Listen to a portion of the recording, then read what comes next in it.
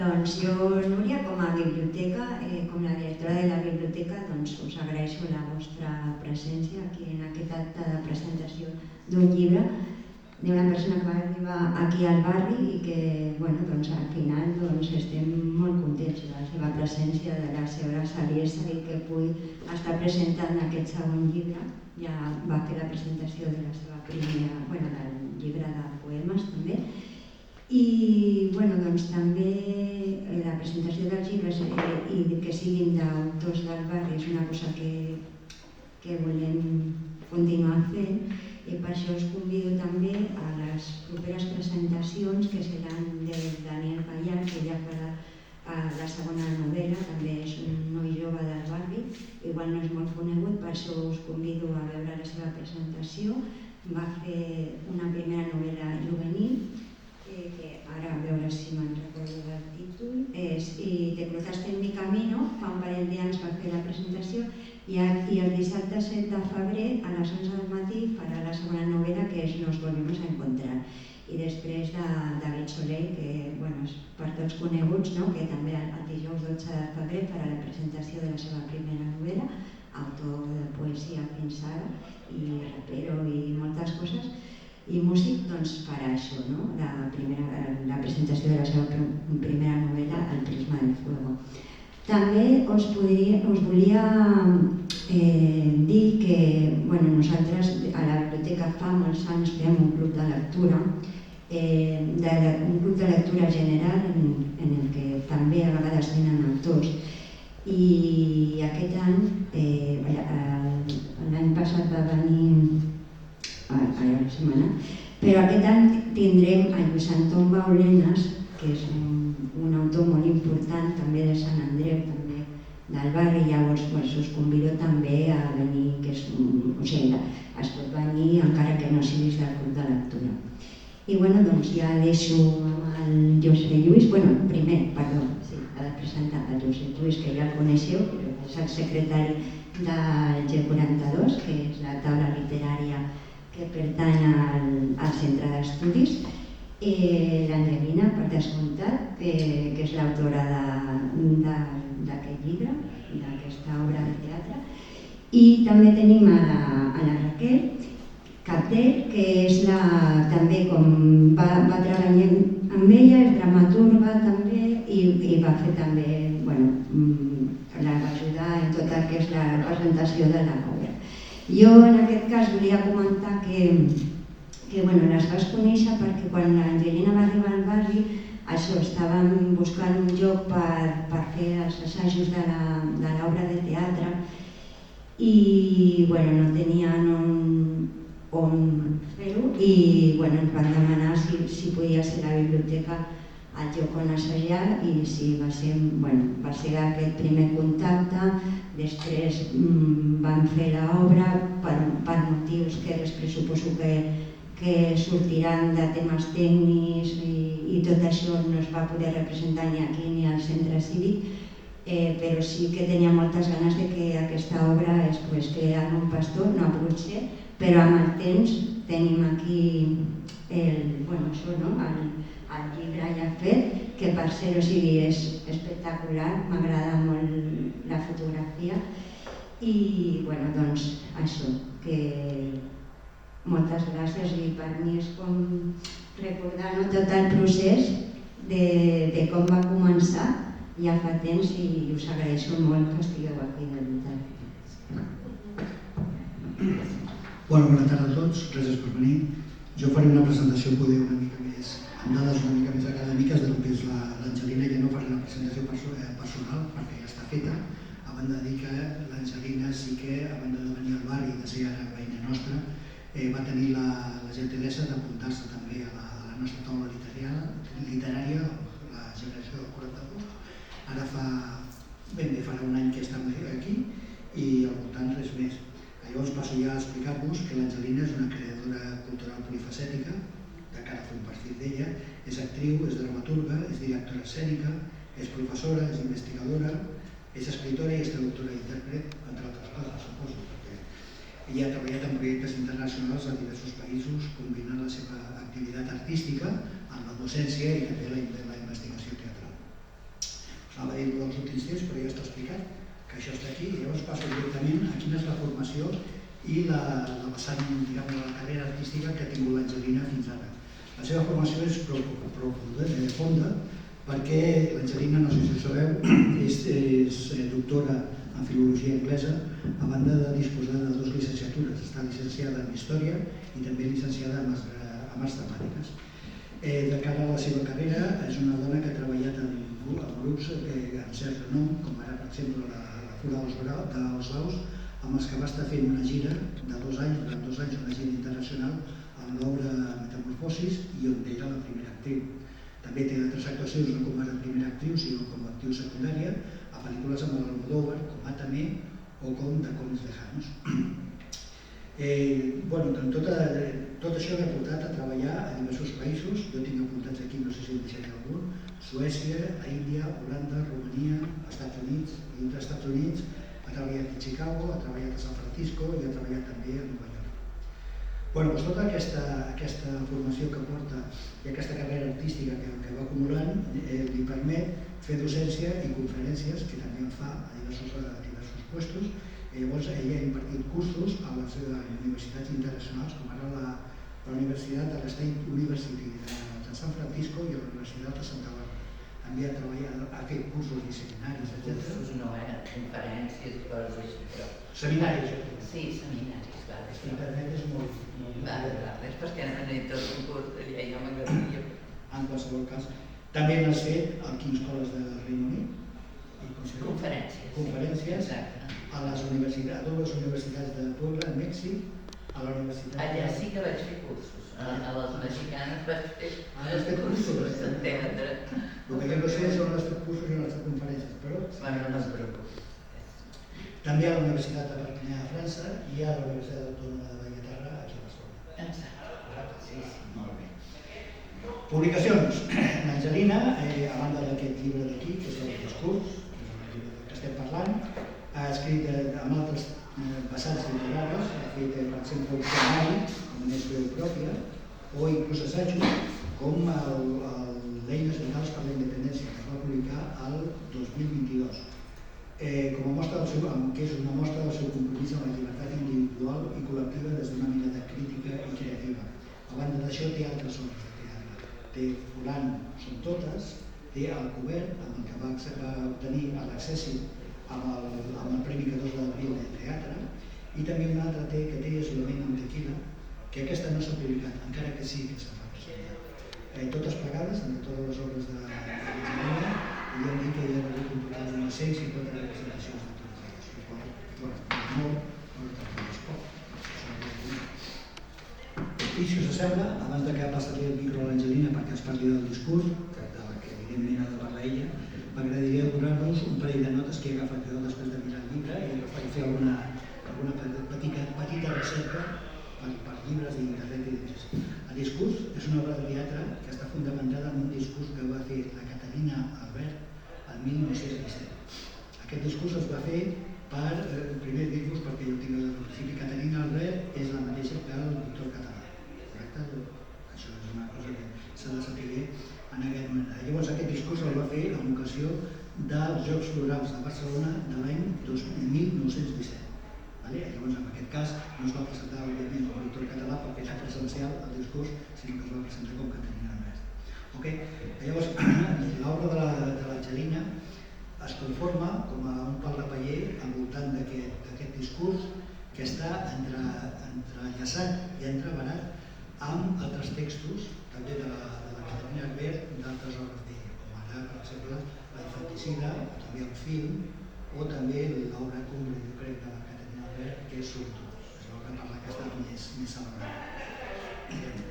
Llavors l'obra, quan la llegiu, els que la llegiu, us donareu compte que està escrit en un català que a mi m'ha semblat bellíssim, molt maco, he estat reunit de la mà tant de la Caterina per una banda com de l'autora del llibre que hem escoltat, perquè hi ha textos que són directament de la Caterina i altres que són els que ha afegit l'Angelina. I per altra banda, dir-vos que encara que estem parlant d'una obra de teatre, mentre la llegiu és molt senzill de visualitzar aquesta obra de teatre, perquè al costat dels diàlegs i de les reflexions i els diàlegs entre els actors, intervinents, etc., estan les notes de l'autor del llibre, el qual està explicant com es distribueix el l'escenari, quins són els elements que fan els diferents actors dintre l'escenari, quins són els observadors que estan servint, o inclús les projeccions que es poden detectar contra les parets del propi escenari. I dit això, jo penso que és el moment de que passaré el micro a l'Angelina perquè s'acabi de parlar de això. Sí, em pensava que em faries alguna pregunta concreta. Jo volia preguntar. Sí, bueno, precisament com va començar tot a les dues, o sigui, quina és la idea, per què Víctor Català, Caterina Albert, jo com a adolescent, quan vaig conèixer i vaig llegir Solitud, em va sobtar, no? Em va sobtar perquè és la primera vegada que veia aquesta cosa, no? D'una dona que agafa un pseudònim masculí i que després, doncs, o sigui, sempre ha estat coneguda més per Víctor Català i ha costat reconèixer, per mi, per la meva opinió, ha costat reconèixer a Caterina Albert. Encara jo crec que no és molt coneguda. Llavors, per què, no? Per què aquest personatge? Bé, a veure, és que de fet el seu pseudònim com a autor és Víctor Català i continua sent Víctor Català, és a dir, Caterina Albert és la persona privada, no? Però per què? Perquè es va posar, home, en aquella època hi havia moltes dones que ho feien això, no va ser ella sola, a molts països, a més, no només aquí. Ella en concret ho va fer perquè va haver-hi un escàndol terrible. Quan ella era molt jove es va presentar en un concurs d'Olot, que era una gent bastant carca, i amb una obra de teatre, que és un monòleg per una actriu, que es diu La infanticida, que és sobre, evidentment, una dona que mata la seva nora. Llavors, doncs, sembla que l'obra hagi de ser un monstre, aquesta dona. Però, quan veus el que està passant en aquella obra, doncs la dona es queda una pageseta, gairebé analfabeta, que és seduïda per un estudiant, que té un pare d'aquests de com tu em vagis contra el meu honor amb la falç, jo mateix t'agafaré i et tallaré el cap. És a dir, que està entre el pànic, autèntic pànic de la repressió paterna i l'engany més traïdor, perquè a més, doncs, quan descobreix que està embarassada,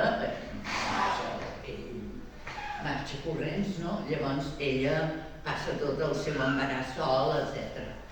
Llavors, encara ara, avui dia, tu llegeixes aquesta obra i és una obra que et colpeja, perquè si alguna cosa sabia fer bé la Víctor Català és escriure amb molta força i et fa mal, però dius, uf, d'acord, però clar, aquella època va ser d'allò.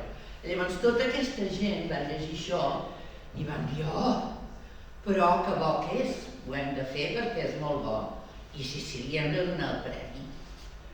Però pensaven que era un home. Llavors, quan van obrir, van veure Caterina Albert, perquè aquella l'havia signada com a Caterina Albert, els hi va agafar un atac de ràbia, perquè van dir, però com és que una dona s'atreveix a parlar d'aquests temes? El com, no? Vull dir, per què? I van suspendre el premi, tot, va haver-hi un cacau que no t'ho pots imaginar. I ella es va quedar absolutament traumatitzada, dient, bueno, no vull escriure res més, pràcticament. Però bueno, sí, ella anava escrivint, diguem, poesia i diverses coses, i una amiga seva que li agradava molt li va dir, escolta, tria't un nom, perquè ja sé que no vols saber mai més res respecte d'això, però tria't un nom perquè et posarem. I llavors ella estava pensant, i estava escrivint una novel·la que no va acabar d'escriure mai, i un dels personatges es deia Víctor Català. I va agafar el nom d'aquest personatge que, a més, tenint en compte que aquesta senyora era modernista i simbolista, és un nom que més simbòlic i impossible. Vull dir, Víctor Català, no? Llavors, i se'l va fer seu i sempre va ser. Però l'origen, diguem, del per què ella fa servir això és aquest. Raquel, vols dir alguna cosa més? No, que m'encanta sentir-te. Hola. Semblo un novata. No, m'encanta sentir tantes vegades com vulguis recordar aquesta història. No, l'expliques tan bé. Pots continuar, No. Vull dir... El cas és també això, que no només... Suposo que sí, que això va ser l'inici de voler reivindicar aquesta figura d'aquesta dona. Va ser més casual. Més casual. T'ho explicaré. Va ser molt casual. Sí, va ser casual en el sentit, a veure, jo sóc una persona que m'inspiro en textos. Hi ha gent que s'inspira en un gesto que fa un actor, no? Jo sóc algú que m'inspiro quan veig un text que m'agrada i dic, m'agradaria fer això en teatre. Llavors jo vaig llegir aquest discurs perquè jo estava estudiant, els meus últims estudis han estat Filologia Catalana, em vaig graduar i ara he fet el màster i, evidentment m'interessava, vaig fer el treball de final de grau sobre ella, sobre una novel·la d'ella que es diu Un film. I estava llegint molt d'aquesta dona, m'agrada molt. Però el discurs em va agradar particularment perquè, primera, és el moment en què després de molts anys que ella no va mai a recollir els premis, que sempre hi va alguna altra persona per ella, que ja li diuen als seus companys això no pot continuar així, tu has d'admetre que ets aquest escriptor i has de venir en públic. Llavors els Jocs Florals eren molt importants per la cultura catalana, es feien cada any, i cada any ho havia de presentar un escriptor diferent, feia de director dels Jocs Florals d'aquell any, i llavors tots, no sé si tots, però vaja, molts escriptors van dir votem a Víctor Català perquè vingui, perquè dirigeixi els Jocs Florals l'any 17. I sobretot la van acollir molt, evidentment, dones, la va acollir molt, ara no me'n recordaré del seu nom.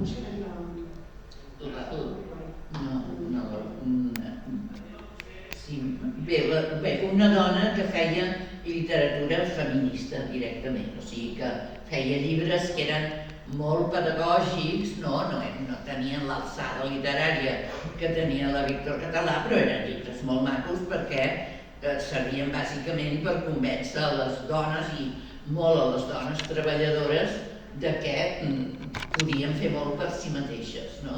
I aquesta senyora, que ara, per desgràcia, no me'n recordo del nom, que estan aquí, vull dir que si la vol buscar, en la part 3, perquè tu més a més saps.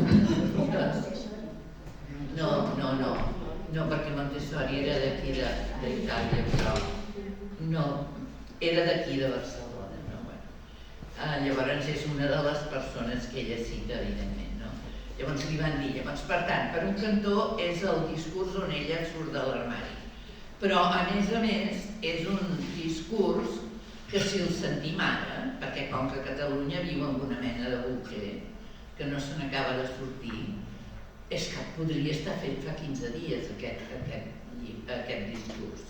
Esclar, un discurs no és el mateix que una novel·la o que una obra de teatre. El discurs és l'ocasió que ella té per dirigir-se directament a la societat barcelonina. El més important, penseu que en els Jocs Florals i la inauguració dels Jocs Florals, que era el que ella havia de fer, el discurs d'inauguració dels Jocs Florals, allà hi havia tot Barcelona. Hi havia gent com el Maragall. El Maragall no, perquè s'havia mort l'any 1911, però vaja, va ser un personatge molt important a la seva edat. Però vull dir, totes les personalitats de cultura, polítics, etc. Tothom era allà, per tant era el moment que ella tenia per poder parlar amb la societat catalana i dir, nois, què està passant aquí? I llavors és això, aquest discurs. O sigui, el que passa que evidentment no es podia fer tot el discurs seguit perquè només el discurs que ella va fer dura més d'una hora. Jo m'agradaria que la Raquel aquí, per no anar-ho explicant tot jo, que us expliqui com va ser que li vaig dir, perquè jo la vaig ficar amb ella amb això, com va ser que deia d'on va sortir. Doncs va sortir d'això, va sortir que jo vaig llegir aquest text i ara explica tu, perquè a més ho dius molt bé en el... Raquel, jo voldria que afegissis amb això que has d'explicar, que és molt interessant, els reptes tècnics que vas trobar a l'hora de fer la representació d'aquesta obra, perquè és una cosa que m'ha interessat bastant. Els reptes sempre els trobem nosaltres. Per l'escoltar, per això. Vols dir els reptes econòmics, els reptes d'infraestructura, I els tècnics. Els reptes polítics. Exacte, els hem tingut tots i de fet continuen sent vigents, però ho explico en el pròleg que ella em va dir un dia que havia trobat a les seves mans aquest discurs que estava fascinada, que era una cosa temporal i que me'l volia llegir. I jo, com que ja me la conec, vaig anar sobrada de temps. Dic, anem a visitar l'Angelina, que em vol llegir un text. I ben bé, me'l va llegir, a més amb el català de la Caterina, que és un català bastant difícil a vegades d'entendre ben bé, perquè és feixuc i és bastant arcaic. No estava normativitzat, sinó tal com ella l'havia passat a màquina, però en aquella època, quan encara no s'havia fet la revisió que va fer Pompeu Fabra, perquè diguem així, no? Llavors, o sigui... I fa servir uns mots i unes frases que a vegades has de preguntar què vol dir aquí, però ella ja se la tenia tan ficada en vena que em va fer capaç de, si no d'entendre-ho tot, de seguir-ho bé, no? I a més també d'enamorar-me del discurs pel que ella deia, pel que es diu, per lo atemporal que és i per tots els eixos que toca, no? Però no només toca la part catalana política, sinó també la part generacional, la part feminista, etc. Una sèrie de coses que no cal posar quin any està escrit en allò. No, és que podria dir perfectament una persona avui en dia, amb un altre català o amb una altra textura, però l'essència del missatge era tan modern, atemporal però a la vegada tan modern i tan savi i tan lúcid que ho vaig entendre perfectament que ella se n'enamorés, tant com jo me n'estava enamorant. A més, em va tocar la vena melancòlica, perquè desgraciadament fa molts anys que no tinc mare, fa molts anys que va traspassar, i ella una fan de la dictadura catalana. I a més el que més li agradava, jo vaig saber de seguida, abans que parlar, escoltia que el Víctor català era Caterina Albert. Perquè això a ella la fascinava moltíssim, aquesta valentia de que hagués sigut capaç de tenir aquest coratge. Ella se l'imaginava com una heroïna, després quan la coneixem és més bé timidesa i inseguretat que no pas tanta heroïcitat, però ella la tenia com si fos la Virginia Woolf, catalana, sí. En certa manera. No, ella la comparava, perquè ella, la meva mare, era una dona normal, era una dona que gairebé escrivia amb ortografia natural, perquè havia anat a l'escola a lo justet, però era una lectora empadernida i inclús a vegades s'atrevia a llegir en altres idiomes sense saber, perquè li feia molta curiositat, però aquelles coses de la gent que va patir una guerra, no? Tot va quedar truncat. I llavors em va agafar aquesta cosa de dir, oi, sembla que estigui aquí la meva mare, dient-me, mira això, la meva mare m'ho hagués llegit exactament igual que ella, no? Inclús a vegades em feia l'efecte que ella era la veu de la mama, dic, ostres, sembla mentida. A més, aquest català, que també ella, algunes d'aquestes paraules m'eren molt familiars, no totes, però algunes bastant, no? Perquè ella tenia un parlar més de Tarragona i ella les té més de Girona, però hi ha alguns mots que dius, ai, guaita, com la mama. Sí. Alguna forma, alguna estructura. I li vaig dir, m'ha encantat, i evidentment durava una hora llarga. És un discurs que està escrit per ser escoltat, com a molt per ser llegit, però no per ser representat, no té conflicte. Renya molt, però el conflicte entre dos personatges o entre si mateixa en aquell moment no el té. Ens hem d'inventar un conflicte, doncs ens inventarem el conflicte entre les dues personalitats o l'alter ego. I la por d'aquella persona, abans d'atrevir-se a presentar-se als Jocs Florals, amb l'insegura que era i li agradava molt mantenir la seva intimitat, com s'ho devia passar aquella nit. I ho vam traspassar tot aquella nit. Com ella prepara aquest discurs i la por que té, que inclús vol no anar-hi en moments donats. I el vam retallar, amb molta gràcia, el discurs el va retallar l'Angelina i també el va modificar amb un català una miqueta més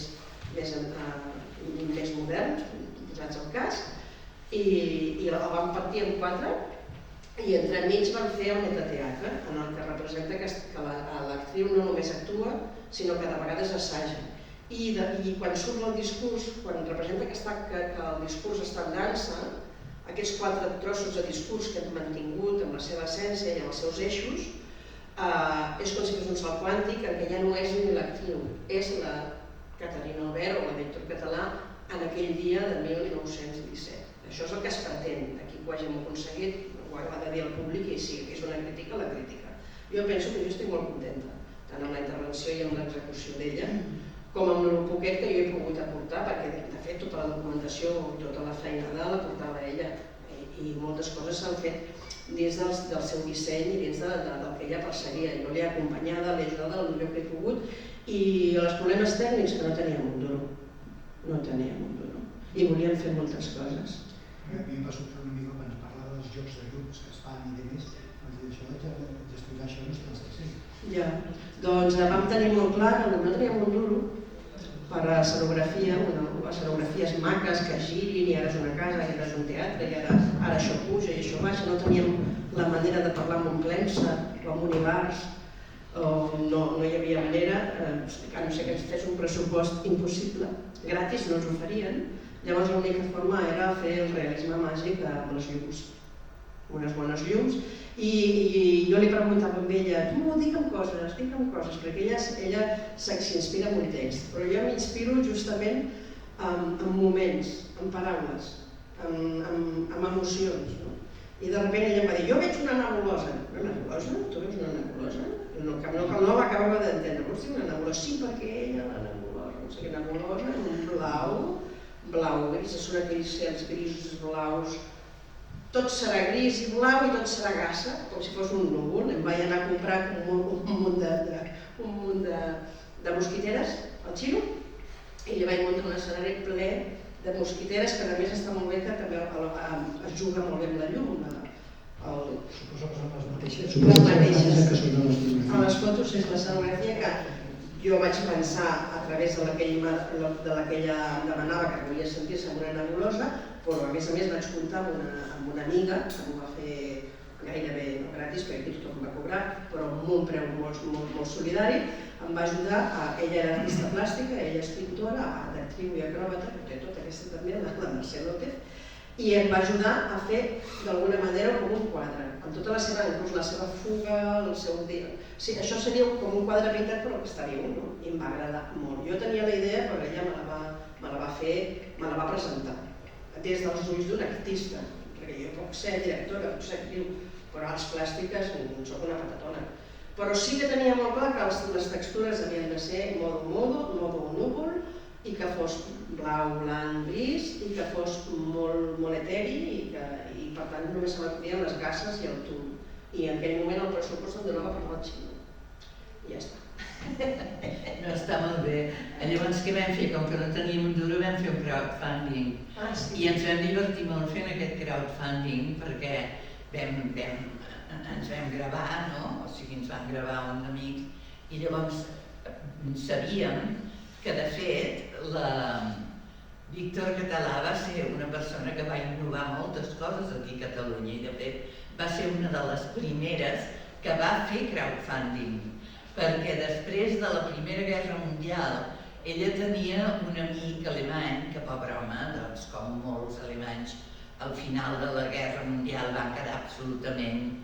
el diner alemany no valia res, la gent s'empaperava les parets de casa seva amb marcs alemanys, vull dir, estava aquí, el senyor la va escriure perquè ella era una persona que la seva família tenia diners, eren propietaris rurals, dient, senyora, per favor, li demano que m'ajudi per la meva família, vull començar alguna cosa, necessito una empenta i tal.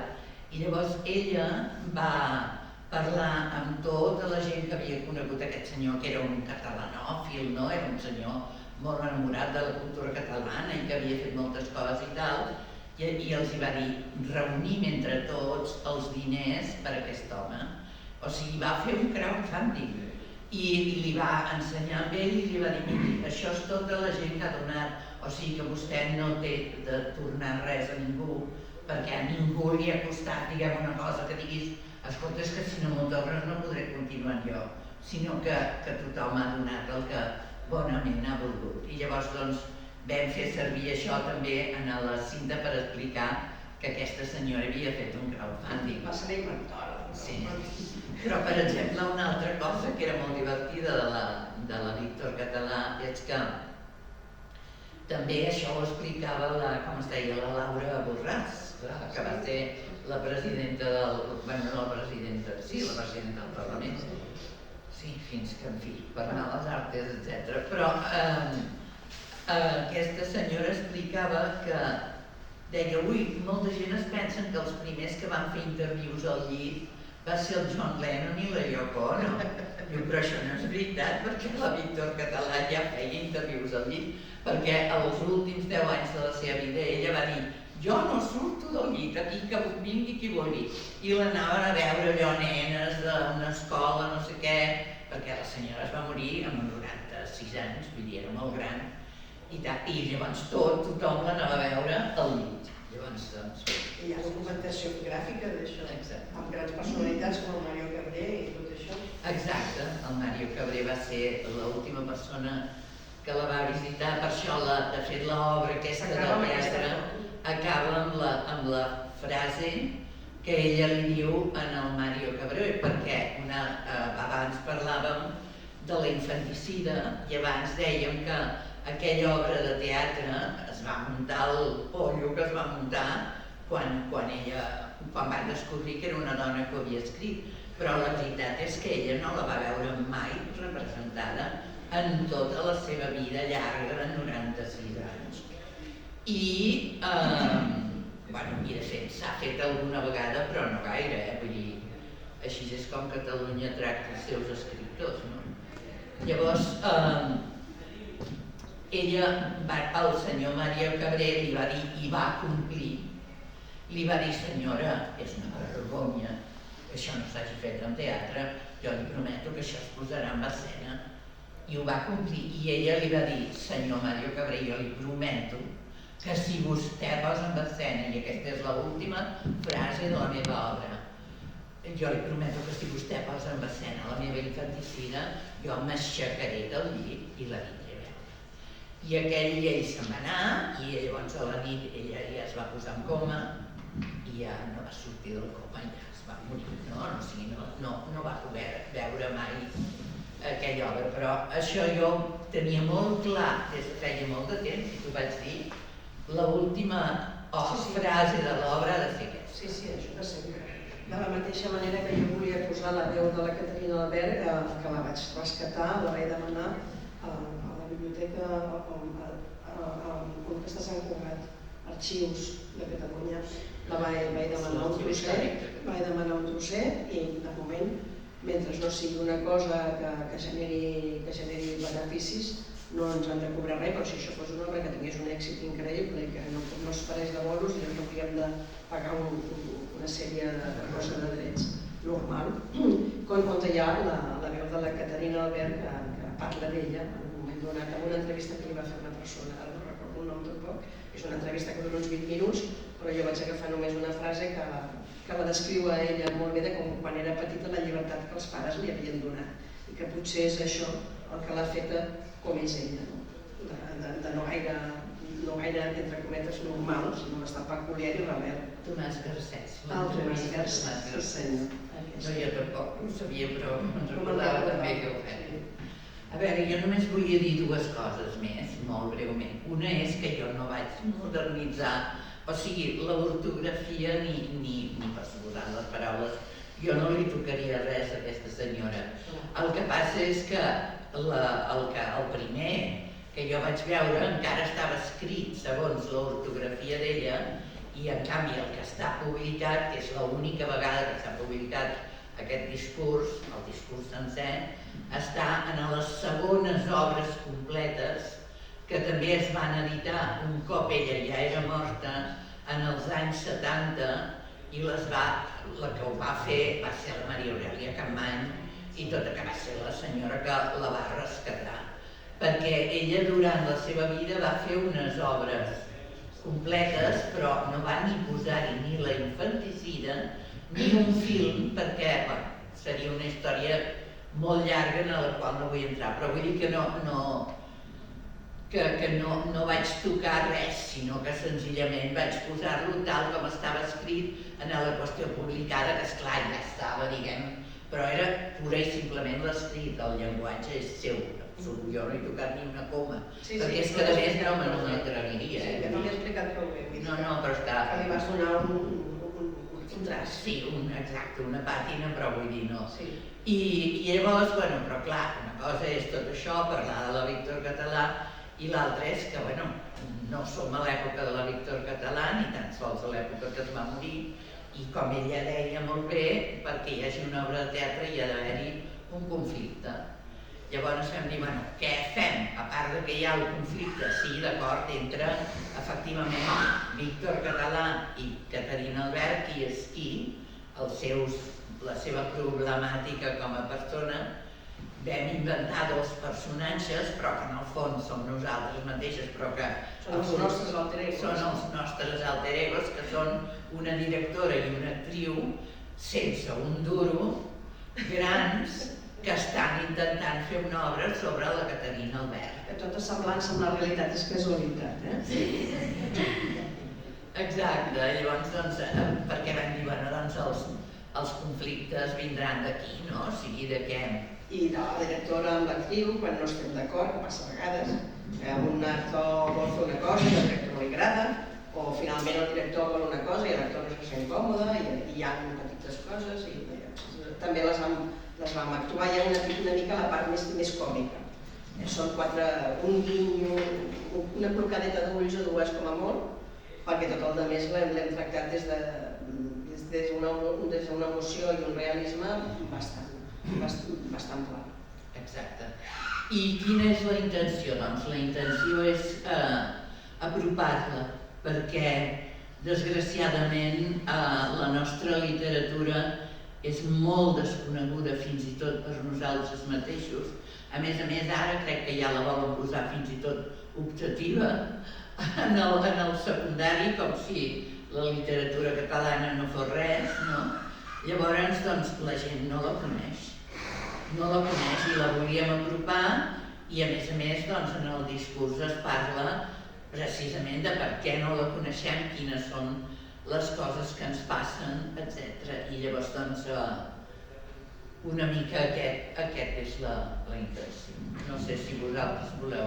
No, jo volia recordar-me d'això, de quan vam buscar... Una de les, com em deies, problemes que havíem tingut és que buscàvem llocs com centres cívics amb noms molt macos perquè ens deixessin espai i tot eren problemes. Semblava que anessis al Nacional. Et demanaven una sol·licitud per e-mail, ja ho volíem, una mena de càsting.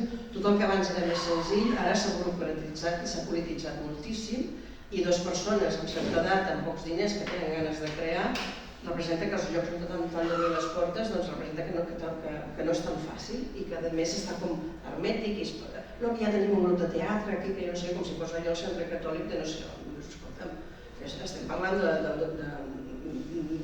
Ateneu, estem parlant d'un centre cívic, de veritat és tan difícil trobar un espai no pagant, perquè inclús hi ha llocs centres cívics que ens demanaven també un preu per hora. Ostres, és increïble això. No diré noms ni res, ni llocs, ni cal. I finalment ella em va dir, mira que t'ensenyo el del barri, que és molt maca, aquesta biblioteca, i aquí va sortir que de sobte la persona que ens va atendre, no sé com va sortir el tema, li vam dir que estàvem intentant crear una obra i tal. Una obra, i se'ns va ocórrer preguntar, sí, perquè aquí no teniu espai, la biblioteca no ens la imaginàvem. I suposo que no teniu espai, no? Però això, com que no? Espera, que us posaré en contacte amb la directora. I ens va presentar aquesta persona meravellosa que tenim aquí al costat, que ens va obrir la porta d'aquesta sala i aquell era el mes de juliol i ens va dir durant el mes de juliol podeu venir sense cap problema, a l'agost tanquem i més endavant ja veurem, si us va bé aquest espai, aquí el teniu, ens el va obrir de bar a bar. O sigui que aquí d'una miqueta es va gestar la part de taula, la part documental, la part que vam decidir que volíem rescatar, tallar i no tallar, la part que li volíem afegir en forma de dramatúrgia, encara sense text, on l'Angelina va recollir tota aquesta feina, se'n va anar un mes a la Garriga i en aquest mes a la Garriga d'agost va escriure aquesta preciosa obra per mi i quan va tornar, evidentment ja vam buscar una sala d'assaig que la Nau Ivanov també fa concursos i ens va fer opció, ens va optar i ens van deixar un mes per assajar al febrer, al gener del 24 era, I llavors allà vam crear la nebulosa i tot el demés. I vam fer una producció com cal amb tots els ets i uts i totes les coses que ens vam trobar de problemàtica, però finalment la vam fer més bé, més humil, però molt digne, i vam representar. Però tot va començar aquí, ella va venir. Sí, jo vaig anar a la nau Ivanov, que em van convidar i la veritat és que, o sigui, espectacular, em va agradar moltíssim. I és això, jo tenia moltes ganes de fer-ho aquí al barri, d'alguna manera, si no és aquí, al centre cívic, al final no va poder ser, però això està obert, no? O sigui, si en algun moment, jo què sé, perquè, o sigui, val la pena. Sí, perquè no es va poder fer no per ganes ni molt menys, sinó perquè no deixa de ser una obra de teatre amb els seus requisits tècnics. Necessita uns espais, un mínim de focus, un mínim de coses. Llavors hi ha llocs que això no es pot tenir. Ho podríem haver fet d'una forma més simple, més com a monogràfic, més com per biblioteques. Potser es podria fer més endavant, fer-ho més simple, més que res per fer-la conèixer. Però la nostra producció en principi requereix un mínim d'espai teatre-teatre. Exacte, perquè després una cosa de la que heu parlat abans és la qüestió de les llums. O sigui, la Víctor Català escriu a l'època del modernisme i del simbolisme. I en el simbolisme és el moment en què descobreixen el poder de la il·luminació, perquè per primera vegada hi ha electricitat i la gent descobreix que no cal que facin una escenografia allà amb 40.000 coses perquè la llum dona tot el ritme, dona tota l'atmosfera, dona moltíssimes coses. I llavors vaig, doncs, per un respecte també a la seva manera d'escriure, que és molt simbòlic, el simbolisme, etc., doncs també ens agradaria fer uns efectes llumínics i uns efectes també audiovisuals que recordin aquella època. Llavors, hi ha molts llamps i trons, hi ha molta campanada, hi ha a vegades que es veu un llamp, a vegades que es veu que se senten trons, que se senten tal, que era molt l'estil de teatre a l'època. I vam voler fer això perquè era respectar una estètica determinada que conjugava amb tot això i que tenia un sentit. Sí, que tenim un rider tècnic purament per teatre, que pugui acollir aquestes necessitats bàsiques. També tenim un rider simple, que es pot fer amb 8 focus i poca cosa més, i després el tenim fantàstic per si ens agafen un dia al teatre lliure. Però menys que això és bastant difícil, perquè llavors ho hem provat, ho vam fer en un espai no idoni i ens vam sentir realment molt malament i l'obra perd, no només perd, sinó que tot el que vols expressar, expresses el contrari, no arriba i sembla que estàs boicotejant justament el que vols defensar. Exacte, perquè a veure, o sigui, jo he fet un teatre molt diferent i amb la Raquel també. Nosaltres vam fer una obra que era un monòleg que es deia Fulans són totes, que aquella obra, jo expressament vaig dir aquesta obra jo m'ho haig de poder endur amb una maleta i això s'ha de poder fer amb un vagó de tren si cal. Hi ha obres de teatre que les pots fer així, però no totes. Depèn de què és el que tu vols expressar i dius bé, d'acord, no necessito una cosa hollywoodenca, però en aquest cas sí, és important, a més també era l'època, efectivament, que es descobria el cinema, una cosa que a mi m'agrada molt personalment i que em va donar la idea un professor que em va animar molt amb això, és que la Víctor Català estava molt enamorada del dramaturg aquell, l'Àngel Guimerà. Llavors, hi ha un tros de menys de 5 minuts que és d'una pel·lícula de la Leni Riefenstahl que és basada en terra baixa. O sigui, és el pastor i el llop que ve a menjar-se les ovelles. I això també entra plenament dintre del que és la temàtica i l'estètica del simbolisme, és a dir, la lluita de l'home contra la bèstia, però que és la bèstia que té dintre, no és una bèstia de fora, és l'home contra la seva pròpia bèstia. I llavors, enmig d'aquesta obra, tenir el trosset aquell de la pel·lícula que hi ha tota la baralla de l'home amb el llop, bueno, jo vaig trobar que era molt maco, la veritat, molt bonic, que m'anava molt bé i a més la fem servir amb solitud perquè, com deia la Raquel, aquesta obra és una mena de trencadís. Nosaltres vam... Exacte, a l'època del Gaudí, no? Vull dir, feia trencadís aquest senyor, doncs és això, aquí hi ha un trosset de solitud, aquí hi ha trossets del discurs, aquí hi ha un trosset... De tota Víctor Català, tant en obra com en vida. Exacte. Bueno, no, i ara, vull dir, per això estem. Ara ens agradaria a la taula, si algú de vosaltres té alguna pregunta que fer-li a l'autora o a la Raquel, vosaltres mateixos. I si no, faré una altra. No, a mi sí que m'agradaria molt que ens preguntéssiu perquè hem estat aquí xerrant els descosits i no sé si ens heu entès. Pudieras crear un trocito de tu manera, un trocito de Sí, si ho volia fer. És una cosa que volia dir que és una actriu impressionant. Sí, perquè... Impressionant. sé que no arribarà. Mira, una cosa... A ver, no llega, ¿no? No te sale. Se sent. Sí. No, sí, no cal. Una de les coses de les que també tracta aquest discurs en un moment determinat i que em sembla molt important és de què és l'art i què no és l'art. I és meravellós, a mi, aquesta senyora. Llavors, ella fa un discurs que hi ha els joves i els vells. Llegeixo trossets per anar allà. L'oplet de vells i joves. Veus aquí un altre punt digne d'examen. S'ha volgut veure com una prova del nostre caràcter dissolvent, la inquina que es tenen, diuen, i el sentit negatiu que s'adjudiquen uns altres.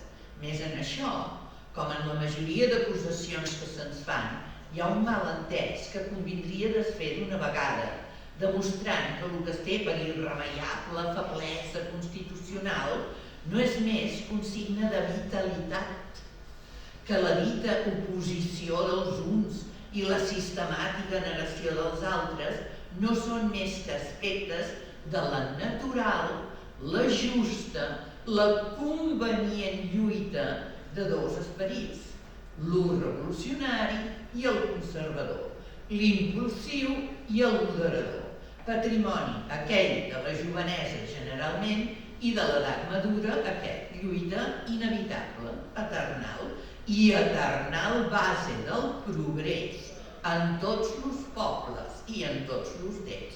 Desgraciats d'aquells en qui la dualitat desaparegués, en què el creador, després de feta la seva obra, es convertís en un preceptor despòtic i no trobés entre els oients més que mansíssims acatadors en lloc d'ardits impugnadors, de creadors nous.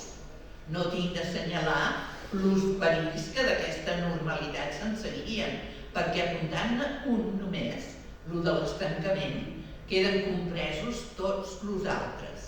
La vida es fonamenta en el moviment, multiplicitat d'elements en trànsit, joc de rodes dentades que encaixen elles amb elles, que quan se n'engega una funcionen vulgues que no totes les altres, i a la inversa, quan una s'atura, s'aturen ensems les seves companyes, i la màquina aturada deixa de fer son servei, deixa per tant de rendir la seva utilitat.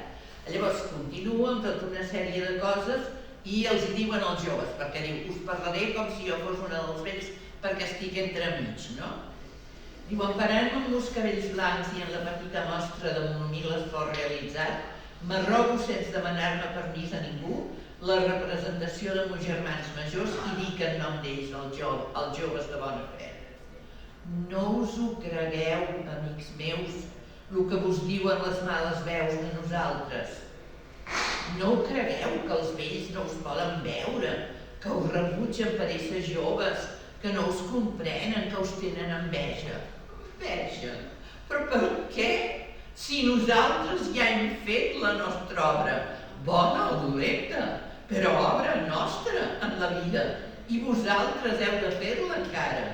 Per què manca de comprensió si nosaltres com vosaltres hem sigut joves, Si com vosaltres hem portat la nostra fórmula a resoldre aquella fórmula que sols podíem resoldre nosaltres, ja que no era la mateixa fórmula que havien portat i resolt els nostres pares, els nostres avis, i com vosaltres ara la vam voler resoldre malgrat tot i tothom.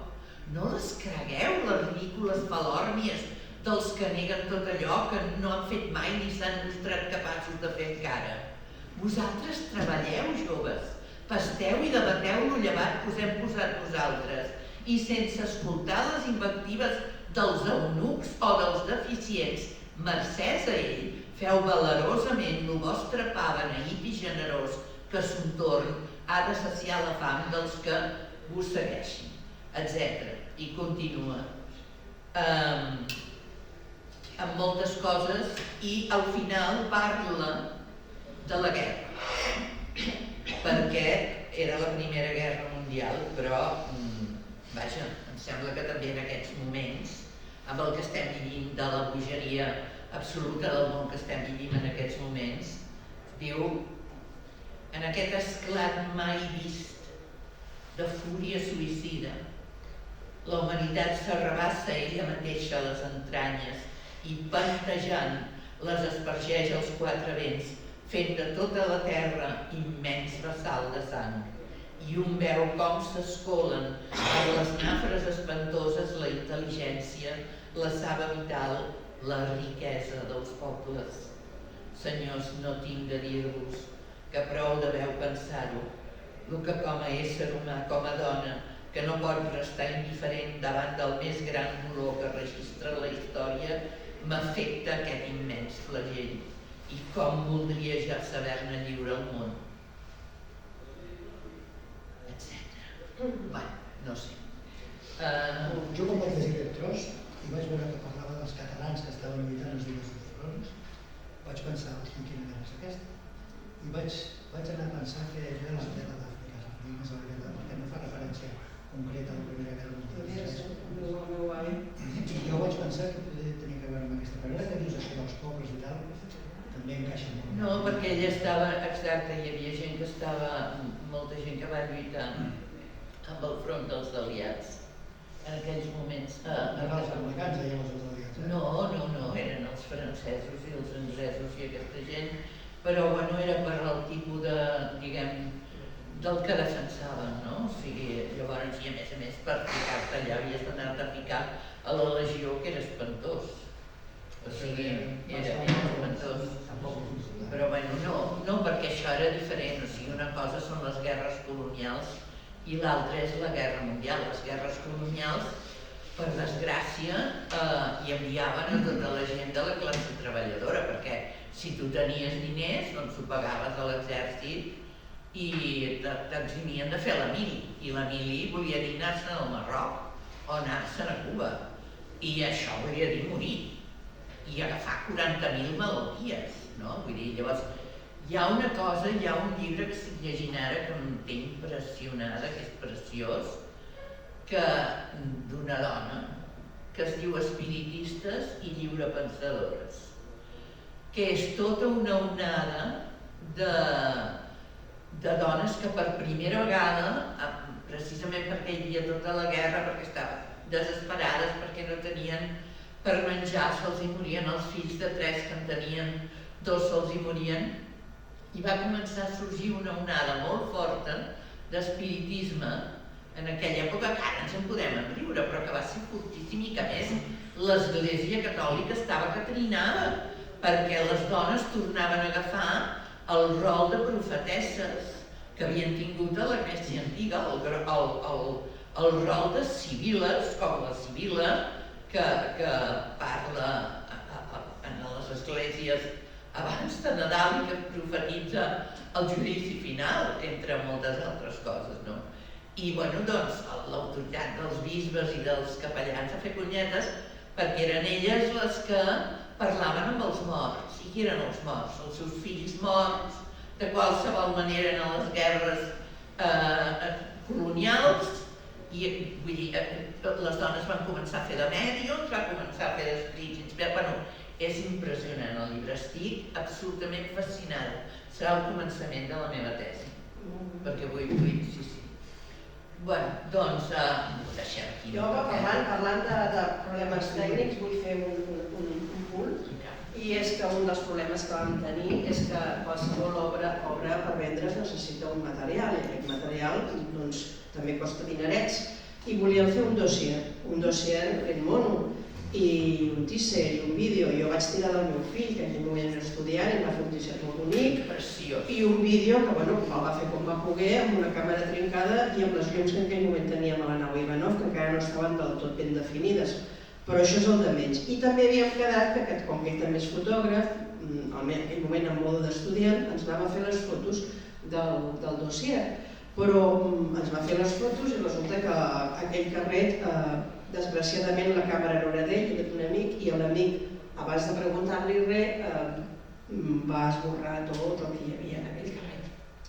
I tot el material gràfic que teníem se'n va anar a Norris i ja no teníem temps de fer res més. Estàvem fent una representació al Col·legi Major, de les poques que vam fer, les vam fer a la nau Ivanov i després al Col·legi Major. Després hi ha una altra experiència que no la vull recordar, que és la que us dic que va ser terrible, i que no cal, les coses no cal anomenar-les, s'han de dir adeu i ja està. I allà va venir un amic, molt bon amic de l'Angelina, el Marc, que per alguna raó divina portava és fotògraf professional, documentalista, portava una càmera, no professional, sinó lo siguiente, que diuen a la joventut, i d'amagatotis, pensant que potser ens podria ofendre, no ho sé, va començar a fer fotos i no ens vam ni adonar. I una vegada va sortir, ens va felicitar, li va agradar molt i li va enviar a ella un transfer d'aquests que s'envien les imatges amb totes les fotos que havia fet. I ens van quedar... Jo encara estic tremolant, perquè no eren precioses, eren aquí en el llibre les podreu gaudir. Eren precioses i vaig fer amb el meu fill, amb aquelles fotos que el meu fill va quedar també esverat, que dir, ostres mama, doncs les meves, jo estava contenta, les meves, però aquestes són boníssimes. No val la pena que les faci jo, no, perquè ell ja estava disposat a venir un altre dia a fer-les i dic, no.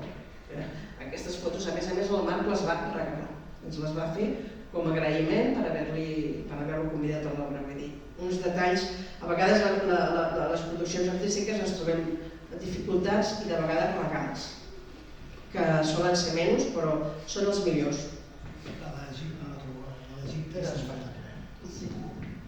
Allò va ser, aquell és el moment més còmic de la història, però ara no farem un spoiler. Però no, el que sí que us volia dir, sincerament, ja que d'allò aprofitant, ja sé que és difícil, però una obra de teatre, a diferència d'una novel·la, si una novel·la no la publiques, no arribes al lector. Però una obra de teatre el que vol és ser representada. I com que aquí a Catalunya ningú vol pagar res, doncs jo ho sento, però vull dir, una obra que té efectivament requeriments tècnics, els tècnics se'ls ha de pagar, perquè no li pots demanar a un tècnic que vingui allà per la cara a treballar-te gratis, bueno, de fet no li pots demanar a ningú. Nosaltres crec que amb tots els mesos i mesos que hem fet de treball també ens mereixem cobrar. Llavors, bé, estem mirant el llibre, estem mirant el Teatre Nacional de Catalunya, estem mirant moltes coses, però tot és molt desesperant. Si algú aquí sap de gent que li interessi produir, de gent que tingui sales que on vulgui exhibir-ho i que pugui pagar el mínim vol dir 900 a 1.000 euros per representació, perquè clar, vull dir, el tècnic són 200 més 200, 400, amb la gent també que porten lo de l'escenari, de tal i qual, i nosaltres també, doncs vol dir això, vol dir entre uns 900 per desplaçament, portar les coses, fer-ho, muntar-ho, desmuntar-ho, estudiar-te el text de memòria, etc. I fer treballar tots els assajos. Doncs nosaltres, qualsevol ajuda que se'ns doni, jo ara estic escrivint aquí i a altres llocs, per això també la vaig fer bilingüe, perquè em va ajudar, per cert, un amic americà, aquesta obra està en català i està en anglès, per poder-la fer a altres llocs, perquè ja em conec el país. Llavors aquest és un país que, i sobretot si ets d'aquí, doncs no fa res. Vull dir, ho has de fer fora, llavors els hi fa vergonya i llavors acaben programant-te, no? Llavors, a no ser que siguis algú del club d'ells, però si no, és així com funciona.